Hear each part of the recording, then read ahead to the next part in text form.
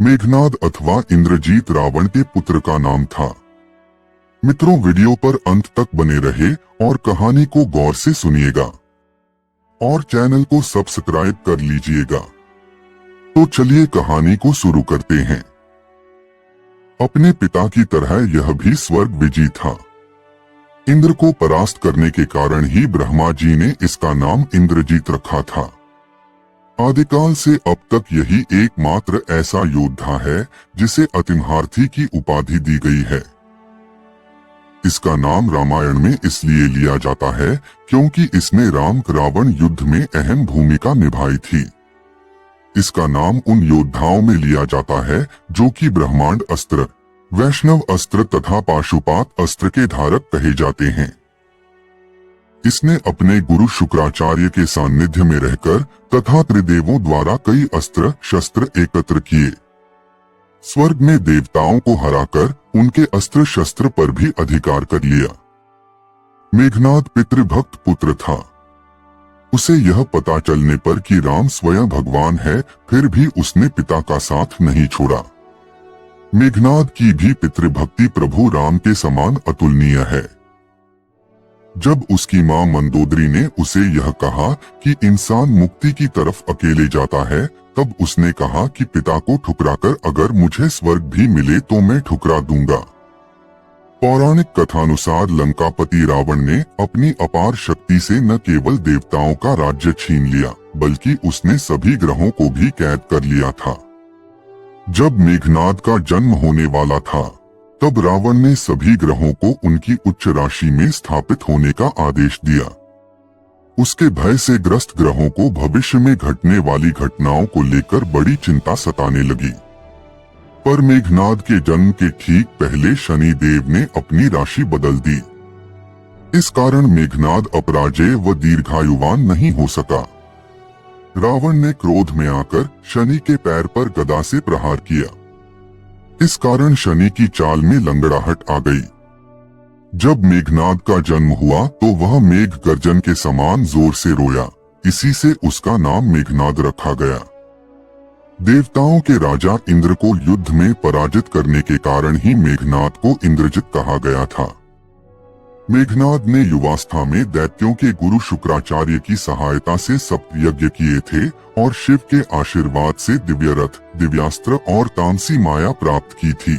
जब हनुमान सीता की खोज में लंका आए और उन्होंने अशोक वाटिका को उजाड़ना शुरू किया, तब मेघनाद ने ही उन्हें ब्रह्मपाश से बंदी बनाया था। उसने राम की सेना से मायावी युद्ध किया था। कभी वह अंतर्धान हो जाता तो कभी प्रकट हो जाता।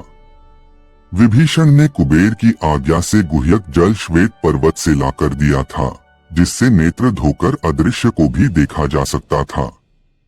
श्री राम की ओर के सभी प्रमुख योद्धाओं ने इस जल का प्रयोग किया था, जिससे मेघनाद से युद्ध किया जा सके। एक कथा के अनुसार देवलोक पर विजय प्राप्त करने की इच्छा से रावण ने देवताओं से युद्ध किया। उस भयानक युद्ध में देवताओं और राक्षसों के अनेक सैनिक मारे गए। अंत में मेघनाद ने अपनी माया से चारों ओर अंधकार फैलाकर इंद्र को बंदी बना लिया। मेघनाद इंद्र को लेकर लंका चला गया। इससे परेशान होकर सब देवता ब्रह्मा को लेकर मेघनाद के पास पहुंचे। ब्रह्मा ने इंद्र को छोड़ने के लिए कहा और बदले में मेघनाद को निम्न वर प्रदान किए। वह इंद्रजित नाम से प्रसिद्ध होगा। उसे अनेक सिद्धियां प्राप्त होंगी। किसी भी युद्ध से पूर्व यज्ञ करने पर अग्नि से उसके लिए घोड़े सहित रथ निकलेगा, जिन पर बैठा वह अजय रहेगा। किंतु यदि कभी यज्ञ पूरा नहीं हो पाया तो वह युद्ध में मारा जाएगा। ब्रह्मा की प्रेरणा से इंद्र ने वैष्णव यज्ञ किया, तभी वह देवलोक का अधिपति बनने का अधिकारी हुआ। देवतागण उसे लेकर देवलोक चले गए।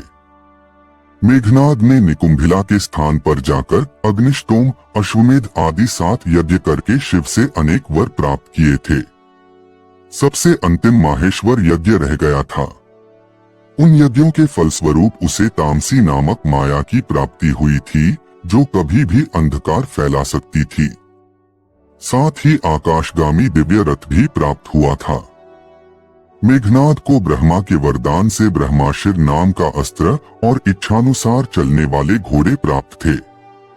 वह जिस सिद्धि को प्राप्त करने निकुंभिला देवी के मंदिर में गया था, उसे सिद्ध करने के उपरांत देवताओं समेत इंद्र भी उसे जीतने में असमर्थ हो जाते। ब्रह्मा ने उससे कहा था, हे इंद्रजित, यदि तुम्हारा कोई शत्रु निकुंभिला में तुम्हारे यज्ञ समाप्त करने से पूर्व युद्ध करेगा तो तुम मार डाले जाओगे। राम से युद्ध होने पर सब वीर राक्षसों को नष्टप्राय देखकर रावण ने मेघनाद को युद्ध करने के लिए कहा। मेघनाद ने युद्ध में जाने से पूर्व अग्नि में राक्षसी हवन किया। लाल पगड़ी बांधकर कई हजार राक्षसियां इंद्रजित की रक्षा में व्यस्त हो गईं। उस यज्ञ में सरपत के स्थान पर शस्त्र बिछाए गए थे। बहेड़े की लकड़ी, लाल वस्त्र और काले लोहे की स्त्रुवा लाई गई थी। शरपत्रों से अग्नि प्रज्वलित करके एक जीवित काले बकरे का गला पकड़ा और अग्नि में छोड़ दिया। धूम्ररहित अग्नि ने प्रज्वलित होकर विजय की सूचना दी।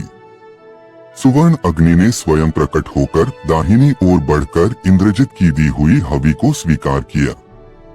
हवन समाप्ति के उपरांत देवताओं, दानवों और राक्षसों को तृप्त किया गया। युद्ध के समय मेघनाद ने अपनी माया से मायावी सीता का निर्माण किया था, जिससे श्री राम के वानर सैनिकों तथा योद्धाओं को धोखा दिया जा सके।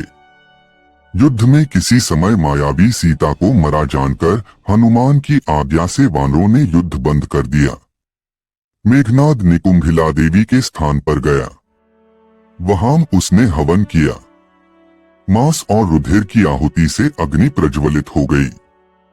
मेघनाद को ब्रह्मा से वरदान प्राप्त था कि निकुंभिला देवी के मंदिर यज्ञ समाप्त करने के उपरांत समस्त देवता एवं इंद्र भी उसे पराजित न कर पाएंगे, किंतु यदि किसी शत्रु ने यज्ञ में विघ्न डाला तो वह मारा जाएगा। मेघनाद विशाल भयानक वटवृक्ष के पास भूतों को बलि देकर युद्ध में जाता था, इसी से वह अदृश्य होकर युद्ध कर पाता था। विभीषण ने लक्ष्मण और राम को मेघनाद की मायावी शक्ति के साथ यह बताया कि ब्रह्मा ने अनेक वर देते हुए यह भी कहा था कि यदि तुम्हारा कोई शत्रु निकुंभिला में तुम्हारे यज्ञ समाप्त करने से पूर्व युद्ध करेगा तो तुम मार डाले जाओगे। आथ लक्ष्मण ने मेघनाद के यज्ञ विघ्न डाला। ससैन्य लक्ष्मण को युद्धार्थ आया देखकर मेघनाद को लेकर एक भयानक वटवृक्ष के पास पहुंचा और बोला कि मेघनाद इसी स्थान पर भूतों को बलि चढ़ाकर जाता है, इसी से वह अदृश्य होकर युद्ध करने में समर्थ रहता है। लक्ष्मण वहां प्रतीक्षा करते रहे। जब मेघनाद आया तो दोनों में युद्ध छिड़ गया। भयंकर युद्ध के बाद लक्ष्मण ने उसके घोड़े और सारथी को मार डाला। मेघनाद लंकापुरी गया तथा दूसरा रथ लेकर फिर युद्ध का